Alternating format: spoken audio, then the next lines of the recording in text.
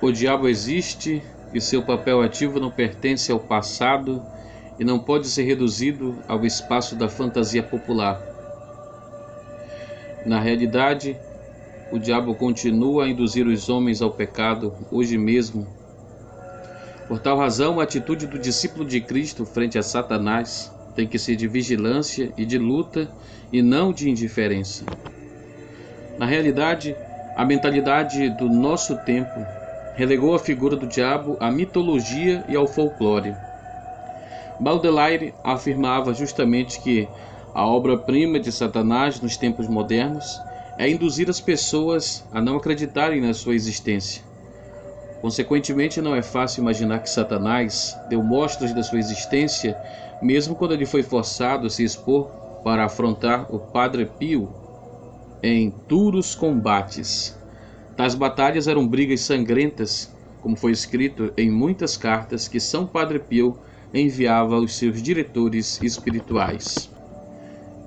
Em 1906, aconteceu um dos primeiros contatos que Padre Pio teve com o príncipe do mal.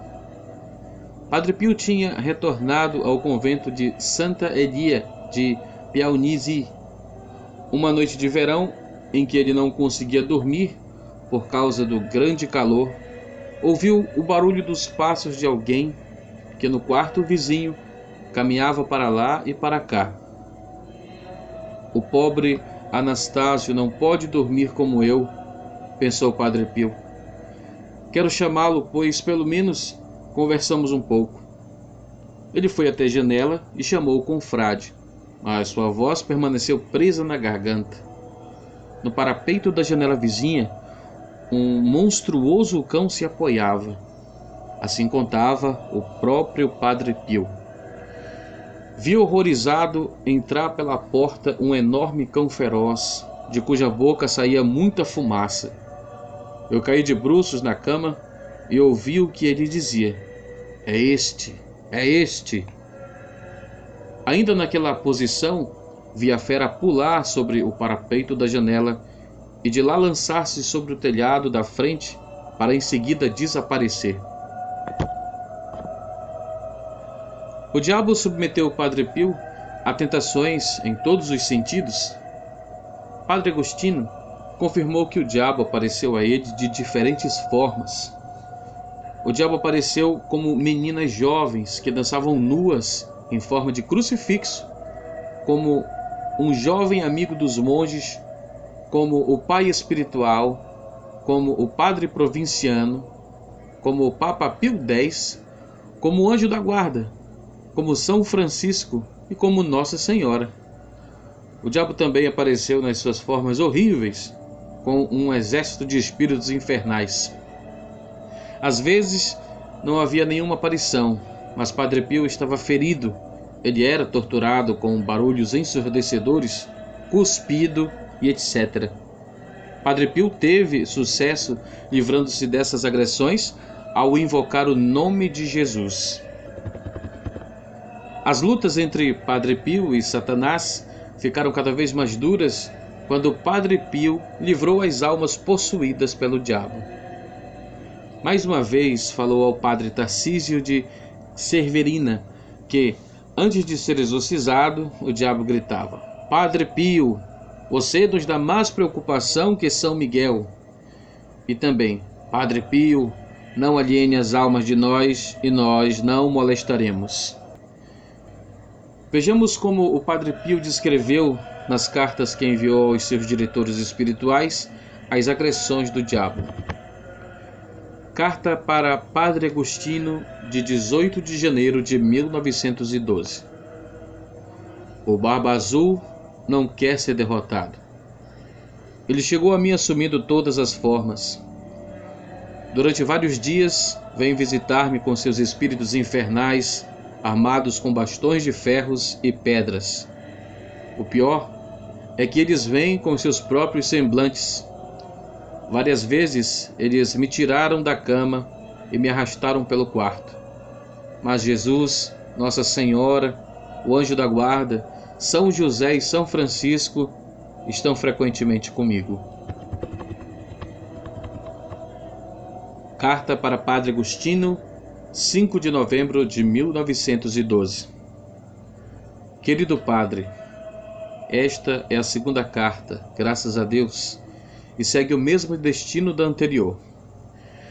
Eu estou seguro que Padre Evangelista já o informou sobre a nova guerra que os apóstatas impuros estão fazendo contra mim. Meu Padre, eles não podem vencer minha constância. Eu lhe informo sobre as armadilhas que eles gostam de induzir, me privando de suas orientações. Eu encontro nas cartas meu único conforto, mas para glorificar a Deus e confusão deles, eu os aguentarei. Eu não posso explicar como eles estão me pegando. Às vezes eu penso que eu vou morrer. Sábado pensei que eles realmente queriam me matar. Eu não sabia a que santo pedir ajuda. Eu me dirigi ao meu anjo da guarda, suplicando ajuda, e depois de esperar longo tempo, finalmente ele voou ao redor de mim e com a sua voz angelical cantou hinos a Deus. Então uma dessas cenas habituais aconteceu. Eu ralhei severamente, porque ele tinha me feito esperar tanto pela sua ajuda, apesar de que eu tinha chamado urgentemente, e por castigo eu não quis olhar para sua face. Eu queria que ele recebesse mais um castigo de mim, e quis escapar. Ele me localizou chorando e me levou, até que eu vi, encarei fixamente e vi o que ele sentia.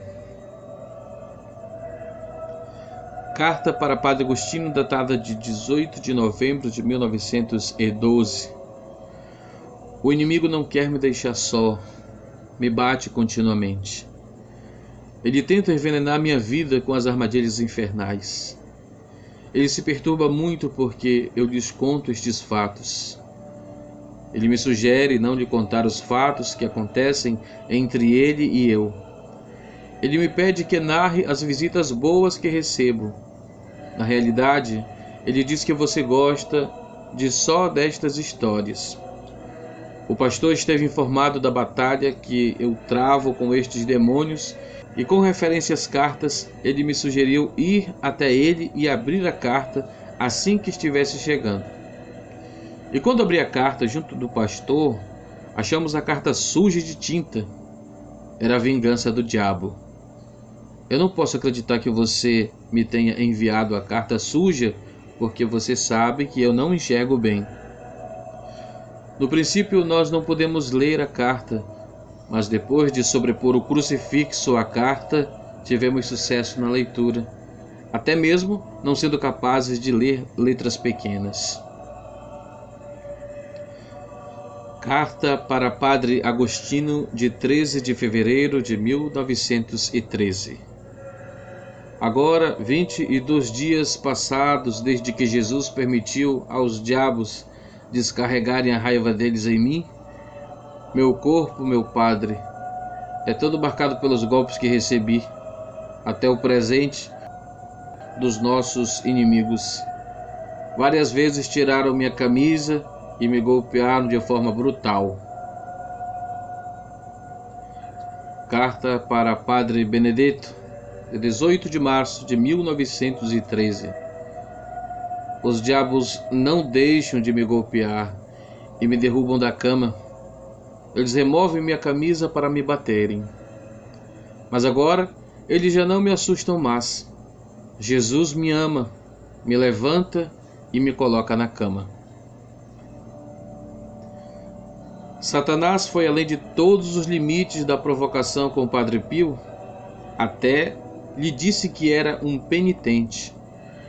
Este é o testemunho do Padre Pio. Um dia, enquanto eu estava ouvindo confissões, um homem veio para o confessionário onde eu estava. Ele era alto, esbelto, vestido com refinamento. Era cortês e amável. Começou a confessar seus pecados, que eram de todo tipo, contra Deus, contra os homens e contra a moral. Todos os pecados eram aberrantes. Eu fiquei desorientado com todos os pecados que ele me contou e respondi: Eu lhe trago a palavra de Deus, o exemplo da igreja e o moral dos santos. Mas o penitente enigmático se opôs às minhas palavras, justificando com habilidade extrema e cortesia todo tipo de pecado. Ele desabafou todas as ações pecaminosas e tentou me fazer entender normal, natural e humanamente compreensível todas as ações pecadoras. E isto não só para os pecados que eram horríveis contra Deus, Nossa Senhora e os santos. Ele foi firme na argumentação dos pecados morais tão sujos e repugnantes. As respostas que me deu com fineza qualificada e malícia me surpreenderam. Eu me perguntei: quem ele é? De que mundo ele vem? E eu tentei olhar bem para ele, ler algo na face dele. Ao mesmo tempo me concentrei em cada palavra dele para dar-lhe o juízo correto que merecia. Mas de repente, através de uma luz interna vívida e brilhante, eu reconheci claramente que era ele. Com um tom definido e imperioso lhe falei: diga, viva Jesus para sempre, viva Maria eternamente. Assim que pronunciei estes doces e poderosos nomes, o Satanás desapareceu imediatamente dentro de um zigue-zague de fogo, deixando um fedor insuportável. Dom Pierino Galeone estava presente ao mesmo episódio. Ele é um padre e um dos filhos espirituais do Padre Pio. Dom Pierino conta: um dia, Padre Pio estava no confessionário, coberto por duas cortinas.